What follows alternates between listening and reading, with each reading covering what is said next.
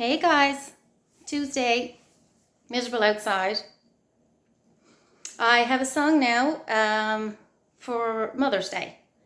It's coming up, and the week leading up to things, I always find if you got something difficult about that occasion, it can be a bit dicey, right? It can be really hard on us. So this is for all the mommies out there who lost their unborn children. My little boy was born February 7th, 2013, a year after my mom passed away. And I birthed him at home at 4 months. I was induced. And so I got to hold him in the palm of my hand. He was just the littlest, most beautiful little angel.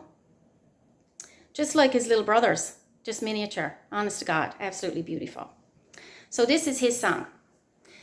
And this goes out to all those mommies out there who are, treasuring their rainbow babies. And you know what? They're with us, right? They are. So this is called It's Been Winston All Along.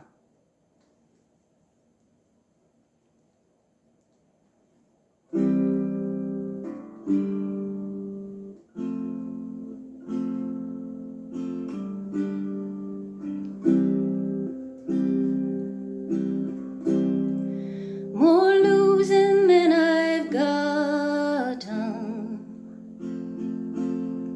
more tragedy than not,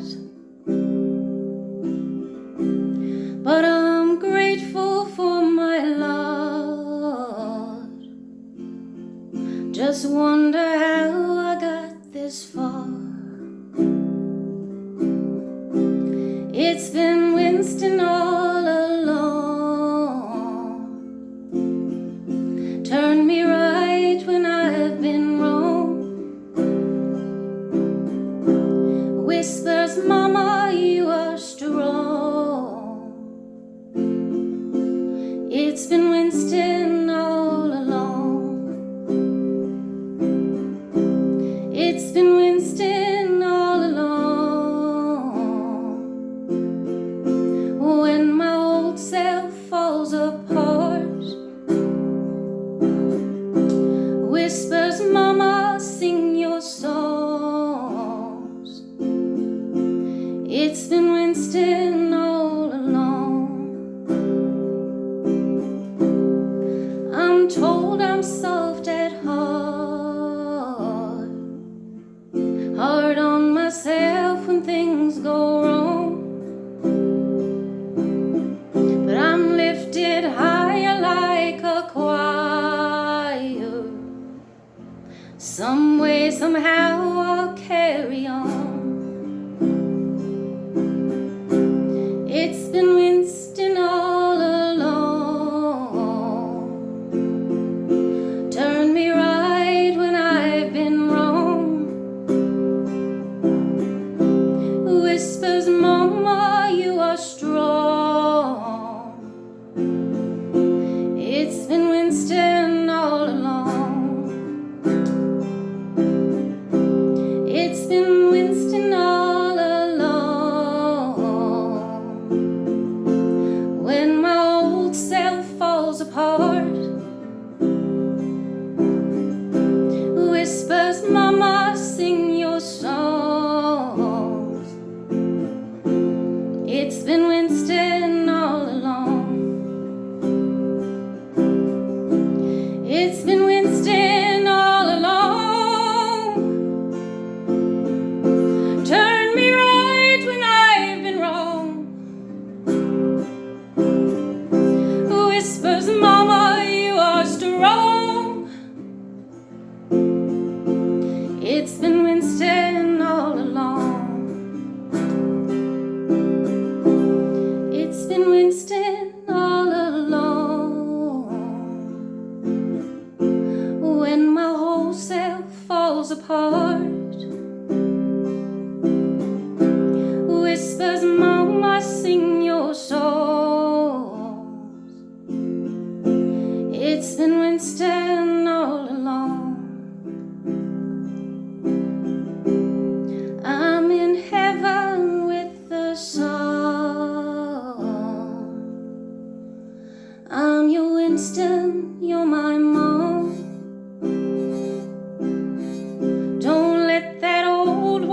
break your heart. I'm your Winston, safe with God.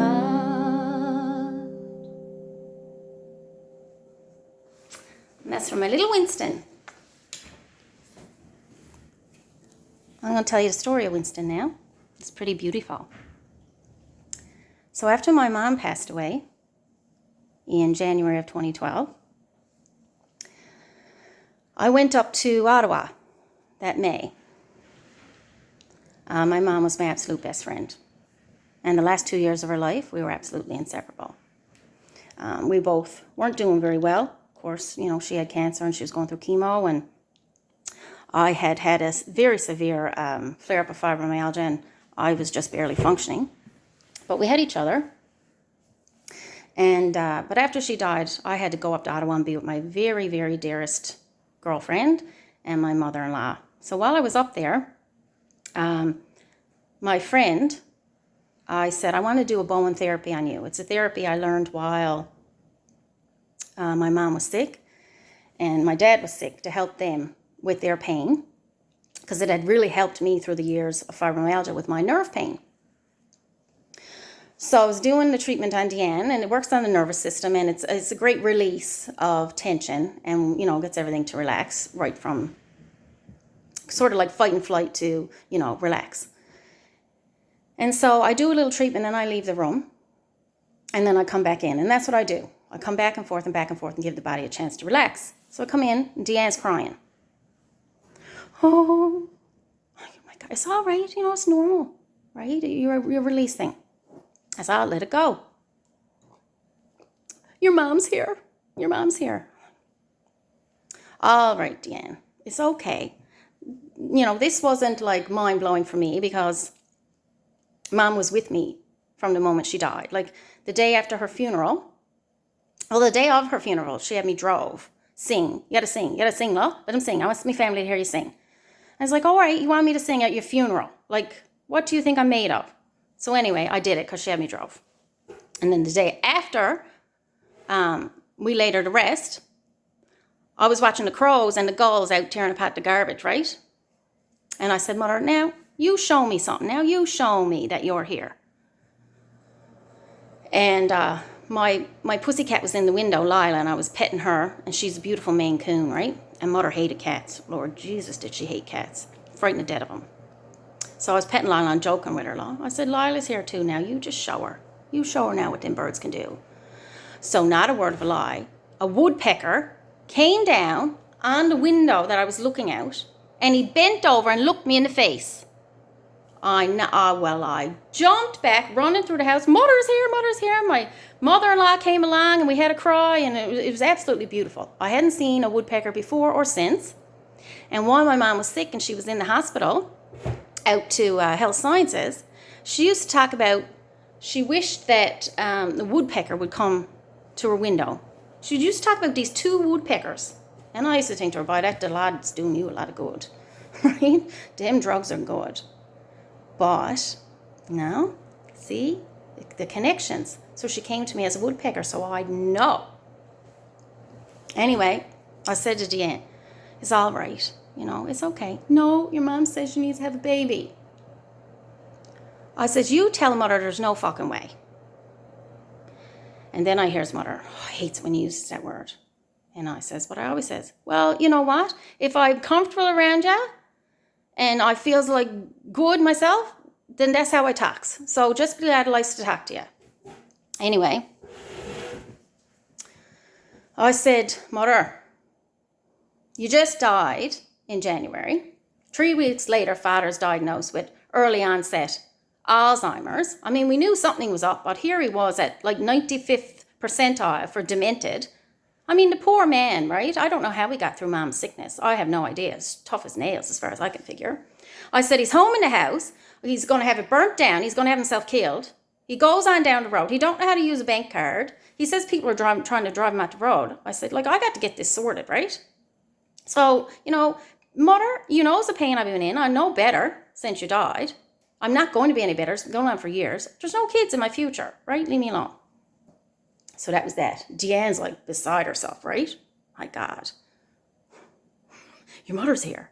And I'm just kind of going, yeah, well, you know what? She's going to have to move along because that's a bit much. That's a bit much to be putting on my shoulders, right? So time goes on. I don't think anything of it, right? A baby's not, it's just not on my brain at all. Even though, how old am I then? 34, right? I'm getting along. Then the summer comes and I'm still dealing with the pain, this nerve pain. It was something vicious, absolutely vicious. And it went on for years and it's very debilitating. So I'm on, an anti-seizure medication. That's what they use. Pretty powerful to keep the pain signals down. So it takes the edge off the nerve pain. You can't really kill nerve pain, see? And so I'm meditating and and it's like I'm floating through the clouds, and it was a wonderful meditation. They're not all like that. Like, to me, meditation is just clearing out your energy. It's letting yourself lie back and just let it all out. That's what it is to me. And I still do it to this day, a few times a day. So anyways, I'm floating through the clouds. It was kind of like a special meditation, I guess. And I hear his mother. I'm going to send you a little boy so you'll never be alone and you'll never be lonely. I says, Mother, there's no fucking way. Look, I'm exhausted. You got to give up. You got to give up on it, right? You got to. Anyways, that month, really close friend of mine gets in touch. And she says, there's a shaman coming to Newfoundland. I'm like, a shaman? She said, yeah, he's coming from Peru, Peruvian shaman. And I heard from one of my coworkers, he's really good with pain. Like, he can probably heal you.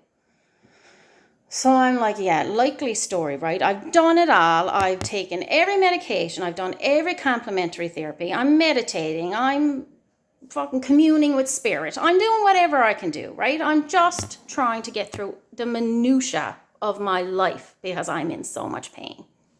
Anyways, I says, all right, I'll go, my dear. So I go and... actually it was a cocoa leaf reading, which I really didn't sign up for. So we got so far into the cocoa leaf reading. I said, look, I don't want to know. I don't want to know my future, really. Like, honestly, that's not going to help anything. Like, I want to feel better. So anyway, he said, your power is gone. That's what's wrong. Your power is gone. You need to get your power back. He said, I'm doing this weekend retreat, and it's the transference of the condor energy. So condor is this great bird, right, that oversees. And I guess there's an energy. And I was familiar with energy. Bone therapy is the release of energy from the nervous system. There's nothing woo-hoo about it, right? I mean, there is nothing other than energy when you think about it. It's just, working with it, manipulating it. Oh, geez, I should have had a glass of slush for this. Anyways, I goes to the retreat. And by the end of it, I mean, you could never believe, if you didn't go through it, you'd never believe it. I mean, I had very little motility. I hurt myself if either little bit of movement. I couldn't take a casserole dish out of the oven. If I took the laundry out of the washing machine, I'd have to lay it inside and fold it up the next day. And that's not out of laziness. Like, I'd be exhausted. Like, if I showered, I had to go lie in a fucking bed. Sometimes I couldn't even wash my own hair. That's how weak I was. So anyways, by the end of it, I was running. I mean, pumping arms, running. I jumped into a pond. I stayed, and this was like in the fall, but it was enough to freeze you, right? I was out in St. John's, out to the sisters' presentation retreat or something. The nuns. Absolutely beautiful setting. And like I said, I jumped in the water. I felt like I was sizzling. I felt like all this pain, it was like it was being tamped down. And anyways, I was talking to two swans. I'm serious. These two big bloody swans came along. I know they weren't frightening, but I knew it was mother and her mother. I knew it was. It was like I could hear them. And they were just like, yeah, see? You'll have that child yet. So anyways, lovely. I goes home that day and I says, I'm getting off that medication. I feels like $1 million. I can't even believe this. I don't know what happened. It's like they just took a hard shell off me, right? So anyways, 3 weeks later, I'm pregnant. And of course, I wants it more than anything then. I want that baby more than anything. I'm like, thank you, mother. Thank you, mother. I knew. Oh, I'm sorry. Yes, you're always right. You're always right. I didn't know. Mother, I just couldn't imagine. After all I've been through, I just couldn't imagine. How can I take care of a kid? I can't take care of myself. There's so much pressure and stress already in our life, right? We won't make it. Anyway.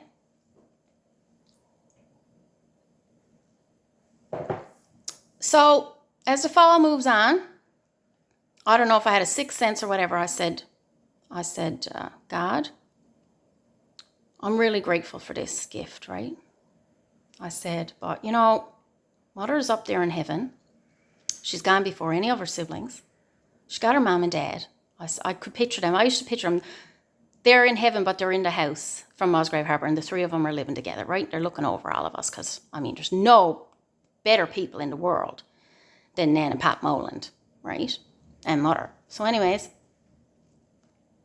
I says, God, if Mother needs a grandchild up there with her, I understand. If that's what this is about, I understand.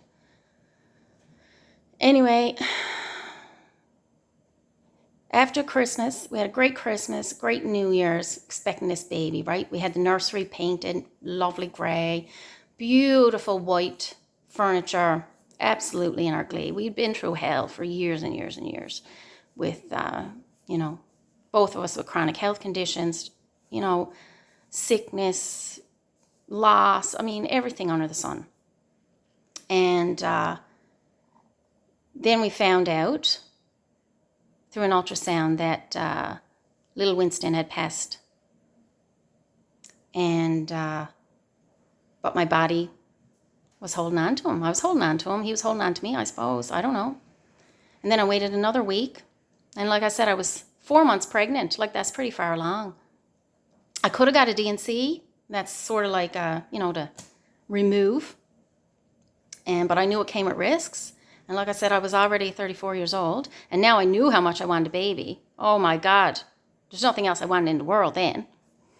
I said, I can't take the risk that I won't be able to if something goes wrong. So the only other option is to birth the baby. Because I waited a week and still hadn't miscarried. And, anything could happen. You could start an infection, right? And so I had to take an induction pill that you insert.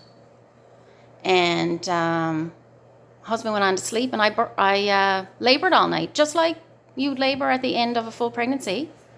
And he woke up in the morning, and like I said to him, "Oh, you had to hit me over the head. Like, this is the worst agony. This is excruciating, honey. I can't even." And he'd seen me in pain for years, right? But this was other level. And so anyways, he's, "I can't hit you over the head." I said, "Well, call 911. Tell them to come knock me out. They got to come knock me out with something." So next thing you know, I think there was 4 first responders in the house. And I'm going all over the place in agony like a dog, right? Trying to find a place to get to help myself out.